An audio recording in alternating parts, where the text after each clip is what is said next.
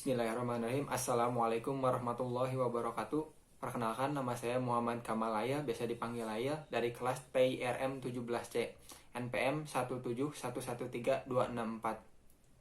Di sini saya akan menjelaskan proses bisnis yang saya buat, namanya cuci karpet.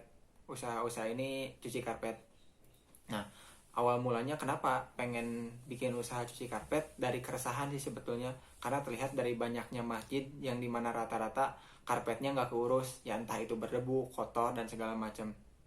Yang pasti itu pasti penyebabnya karena yang pertama marbotnya emang kurang paham, yang keduanya pasti nggak ada media buat nyuci karpetnya. Nah, jadi terpikirkan bikin usaha cuci karpet. Nah, di sini kepikiran ada dua opsi sih. Jadi yang pertamanya khusus untuk sosial, di mana untuk masjid kita kasih diskon berapa persen, dan untuk biasanya buat buat income-nya itu cuci karpet biasa, di mana ada harganya standar, ada standarisasi harga.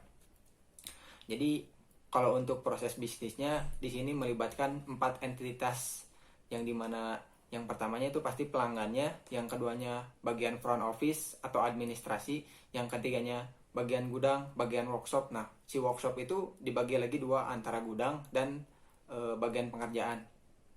Nah, jadi kalau untuk proses bisnisnya yang pertama pasti si pelanggan membawa karpet menuju front office, di mana di front office itu nanti si karpetnya dicek ketebalannya, terus panjangnya, sama estimasi biayanya. Nah, setelah dicek 3 itu, nanti keluar si hasil perhitungannya. Nah, setelah itu konfirmasi lagi ke pelanggan, di mana si harga cucinya cocok atau enggak gitu.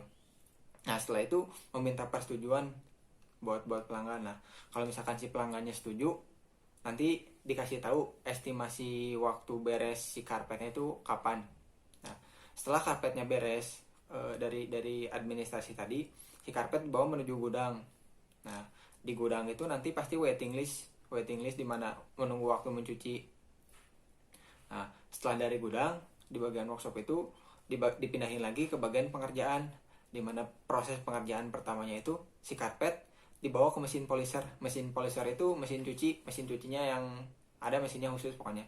Nah, setelah mesin dicuci, langsung disemprot dengan mesin water pressure, di mana untuk menghilangkan si debu-debu kotoran yang menempel di sela-sela karpet. Nah, setelah itu dimasukkan ke mesin spinner. Mesin spinner ini fungsinya untuk menghilangkan air, kadar airnya. Misalkan kalau misalkan udah dicucikan pakai airnya tuh benar-benar numpuk, apalagi di karpet pasti lama keringnya, makanya dimasukin ke mesin spinner supaya cepat kering. Nah, setelah mesin spinner beres, setelah itu karpetnya langsung dijemur. Nah, setelah dijemur nanti kering. Nah, setelah beres itu dibawa lagi ke gudang untuk dipakaikan vacuum cleaner dulu. Setelah di vacuum cleaner udah bersih, lalu ditaburi serbuk antibakteri, sama disemprot parfum. Nah, setelah itu beres, lalu di packing. Nah, setelah karpet di packing, masukin lagi ke gudang, di mana isinya menunggu untuk si karpet itu diambil sama pemiliknya. Nah, setelah itu karpet diambil sama pembelinya, di mana sebelum ngambilnya pasti melewati dulu si front office bagian administrasinya. Nah, jadi kurang lebih seperti itu kalau untuk proses bisnisnya.